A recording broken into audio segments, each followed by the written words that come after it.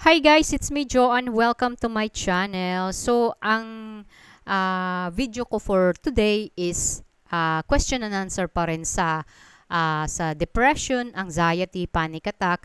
And disclaimer lang po, hindi po ako psychiatrist, hindi po ako doktor, hindi po ako nag-aral ng ng tawag na ito ng psychologist. I'm not an expert, but itong sinishare ko po is yung base sa mga naranasan ko at isinishare ko lang po dito sa mga tao para magkaroon sila ng sapat na kaalaman at awareness na rin at para doon sa mga tao din na nakakaranas, first time nilang makaranas, tapos nahihirapan sila, bakit ganito, bakit mayroon akong nararamdaman na ganito. So, nag-follow ako sa isang Facebook page at mayroon doon isang followers na nag-ask sila. Sabi niya na, guys, ako lang ba yung biglang maninigas kamay, tsaka mamamanhid? Masakit po. Anong sanhi po nito? Although naninigas po talaga kamay ko, dati pa, lalo pag kinakabahan ako. And yung ko dito kasi ako nagkaroon din ako ng anxiety attack. First na atake sa akin is 2011. Nagkaroon ako ng atake sa bridge dito sa Belgium. And then hindi siya hindi kumbaga hindi siya magandang karanasan kumbaga. And yung naman, yung paninigas ng kamay tsaka yung pamamanhid at may kasamang pananakit. It's because yung kamay mo or yung katawan mo is tense. Kapag tense ang katawan natin, yan yung nagiging resulta.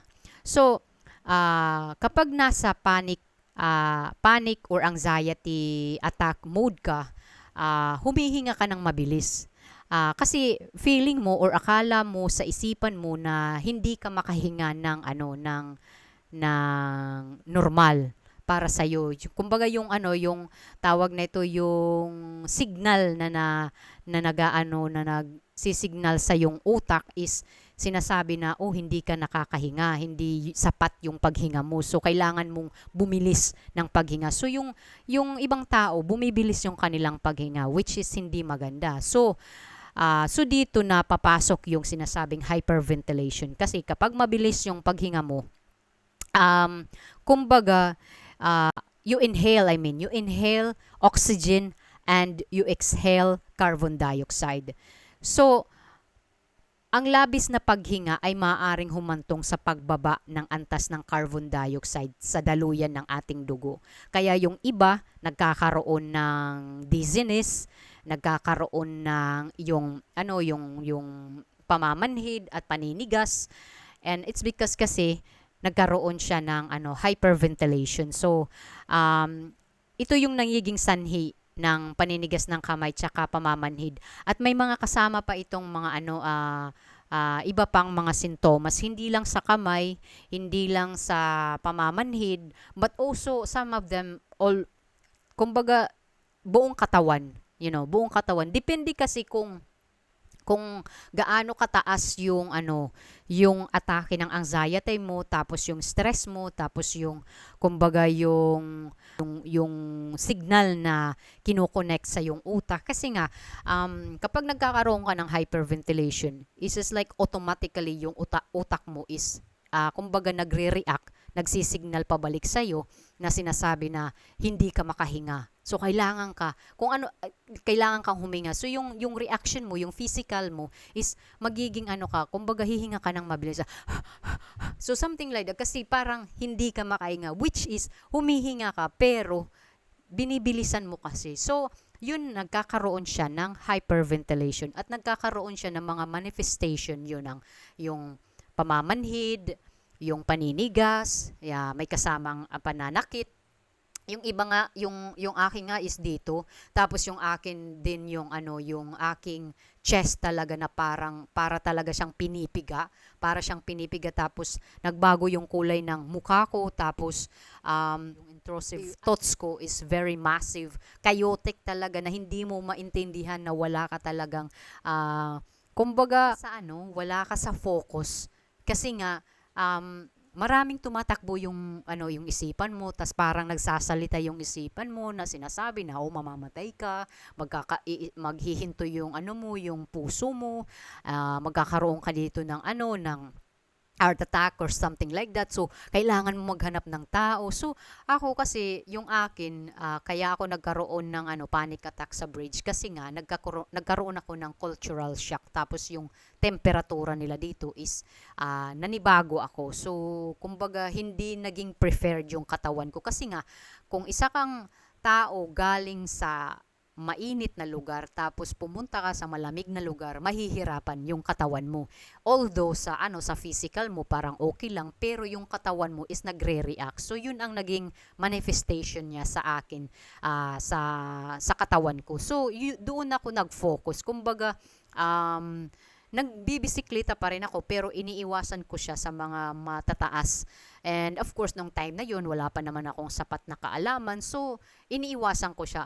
Which is, yung sabi ng psychiatrist ko, kasi before hindi ako nagpa-psychiatrist. So, ngayon kasi, nung nagkaroon ako ng depression 2016, tapos nagkaroon ako ng suicidal, tapos panic disorder, doon na ako nag consultation sa aking psychiatrist. So nung time na yon, sabi ng psychiatrist ko na hindi maganda na iniiwasan mo yung kinakatakutan mo kasi nga yung mo, yung utak mo, yung signal na nagdi-deliver sa utak natin is sinasabi na wag kang pumunta doon kasi yan, kumbaga may mangyayari sa iyo, kumbaga. So yun ang signal na ibinibigay sa iyo ng utak mo. So yung utak mo naman is akala niya na may tawag nito, may nasa panganib ka. So yung response niya is yun, nagpapalpitate, sweating, tapos nagkakaroon ka ng yung hyperventilation kasi nga like what I said, yung kanyang kumbaga yung kanyang pagbigay ng signal is sinasabi na hindi ka nakakahinga pero nakakahinga ka. So yung asawa ko nag-advise siya sa akin every time na nagkakaroon ako ng panic attack, sinasabi niya talaga sa akin na huwag kang huminga ng mabilis. You just allow it and observe it kung ano yung nangyayari sa mo, sa katawan mo kasi it is very irritating talaga. Especially kung nasa high level ka ng atake ng panic attack. Sobrang hirap. At sobra siyang hirap i-drag down na sinasabi ng ibang tao na easy for them na sasabihin na exhale, inhale ka lang, tapos wag mong isipin. Kasi nga, hindi yan iniisip, guys. Yung talaga, yung intrusive thoughts talaga yung kumbaga yung nakakapagbigay ng maling signal sa ating utak. Yun talaga ang hindi maganda. So, dapat yung maibibigay kong tips dito? So, ako, ang maibibigay ko, I don't know kung mag-work sa inyo, pero dapat hindi ninyo i-force yung sarili ninyo. Pag hindi mag-work sa inyo, hindi ninyo dapat i-force kasi magkakaroon kayo ng stress lalo. So, yung yung anxiety attack ninyo is magiging malala lalo. So, ako yung ginawa ko, yung inhale, exhale, hindi talaga siya nag-work sa akin. Nung umpisa, hindi siya nag-works. Kasi guys, you have to make an exercise that every day talaga. Hindi lang sa panic attack nag-i-inhale, exhale. Dapat kahit wala kang atake, ka talaga. Kumbaga, i-exercise mo talaga. Re-repeat mo talaga. Kasi nga, kapag nasa panic mode ka, na sobrang taas, hindi ka makakapag-isip ng maganda. Imbis na magiging relax ka, pero yung signal ng ng utak mo is hindi nagko-cooperate. So yun ang hindi maganda. But kung sanay ka na, yung katawan mo sinanay mo na ng ganun, magiging cooperate na siya. Minsan hindi siya nakikipag-cooperate, but more on talaga isasabay na siya sa iyo. Kumbaga a-agree na yung utak mo na hindi ka nasa panganib, na ganito lang yung gawin natin at mawawala din yan. Yung ginagawa ko is inoobserbahan ko lang siya. So, I was sitting down and then inoobserbahan ko lang siya, yung ano niya, kumbaga yung hanggang saan yung ano niya, level. Pero kapag tumaas na talaga yung level niya, I take a calm pills talaga. I take a calm pills. Kasi syempre, you know what, walang masama sa pag-take ng ano, ng calm pills. Sometimes you really need it kung hindi mo talaga kaya. And then the next time na umatake muli siya, you know what you gonna do. Kasi alam mo, meron kang magagawang technique. So, kasi yung akin kasi, yung pag-obserba ko kasi talaga, so I always says, okay. Um, uh, I know kasi myself na hindi ko siya hindi ko siya ma-overcome. So, nagte-take ako ng ano ng medication, ng calm pills. Pero yung calm pills kasi guys, hindi siya basta-basta nagwo-work ng one snap of your finger. Kasi kapag mataas yung higher attack ng panic attack mo or anxiety, hindi siya magwo-work immediately yung ano mo, yung medication. It takes 10 minutes or sometimes it's 20 minutes or 30 minutes. Depende kasi sa taas ng ano ng atake ng anxiety at or panic attack mo. So, yun lang ang ano may advice ko. Kailangan talaga maging ano kumbaga as possible you could maging ano ka, maging relax at yung ano, patuloy mo lang yung breathing mo. And mayroon din akong ano, ngayong ginagamit ko na itong breathing ano ko, breathing exercise ko kasi nga sobrang tagal na. Sabi ko, oh okay, I will try again this exercise. So, ito yung ginagawa ko kapag before akong matulog, ako nag-breathing exercise. Hindi lang kasi ako nag-breathing exercise kapag nagkakaroon ako ng panic attack. No. Kahit may atake o wala, nag-breathing exercise before I go to sleep. So, ito yung ginagawa ko. So, humihinga ako ng malalim through my nose, like ganito. Tapos, i-exhale ko galing sa bibig ko.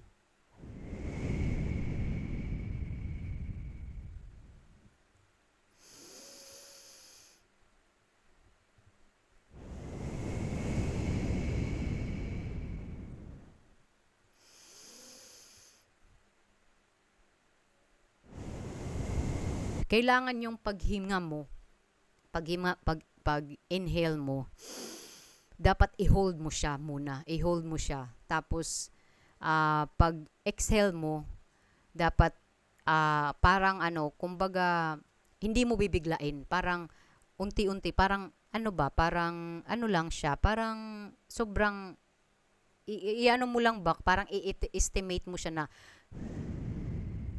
ganun. So, para sa akin, now it helps. It helps talaga sa akin. Pero before talaga, sobrang hirap. So, kailangan lang talaga is practice lang talaga. Dapat maging i-practice mo talaga kasi hindi lang yan mag-work in one snap of your finger. So, the same also ng medication. Hindi kasi siya pag-take mo is magiging okay ka na. No, it takes time. Kailangan mo talaga haba ng pasyensya, tapos pag-intindi, tapos hindi mo siya lalabanan kasi ang words na lalabanan is wala ka talagang tawag nito, wala kang panalo sa sarili mo. Kasi katawan mo yan, isipan mo yan, kung ito na yung kalaban mo, mahirap yan. So, sana doon sa mga tao makakapanood nito na may mga anxiety, mga first timer na may mga anxiety, panoorin po ninyo at sana makatulong sa inyo, makapagbigay sa inyo ng counting knowledge din. And kung hindi man mag-work sa inyo yung no, breathing exercise, wag ninyong i-force yung sarili ninyo kasi magiging stress lalo kayo. In fact, maghanap kayo ng iba pang mga coping mechanism kasi may mga coping mechanism naman, like for example, lumabas kayo, pumunta kayo sa inyong bakuran, maglakad-lakad kayo or magplanting kayo ng mga bulaklak or mag-drawing kayo or mag-journal kayo or yung iba nga is nanonood ng mga ng mga movies, ng mga happy movies. So depende kasi kung ano yung magiging suit sa iyo. Na hindi ka magkakaroon ng ng stress lalo kasi yung mo dito, yung purpose mo dito is gumaling ka, hindi yung maging ma-stress ka, you know. So anyway guys, thank you so much, thank you for supporting my channel, thank you for watching my video. Please comment and like my videos. So thank you so much. Appreciated all your support. Thank you, and please share to your friends, sa mga kakilala ninyo na mayroon ganitong nararanasan sa kanilang pang-araw-araw, at hindi kayo nag-iisa. Marami tayo, and hindi ito nakakamatay, it's treatable. So kailangan lang talaga ninyo is yung sapat na tamang diagnosis, tamang doktor like psychiatrist. Hindi kayo dapat pumunta sa isang doktor kasi wala namang kayong sakit sa physical, wala namang kayong sugat na dapat gamutin, wala namang kayong pilay na dapat gamutin. So ang dapat talaga gamutin is yung nasa loob, kung ano yung nakakapagpalabas ng inyong stress, ng inyong anxiety, ng inyong depression. So kailangan yung pinakaugat ang dapat tututukan, kasi para maging continue na yung inyong paggaling. So anyway guys, thank you so much.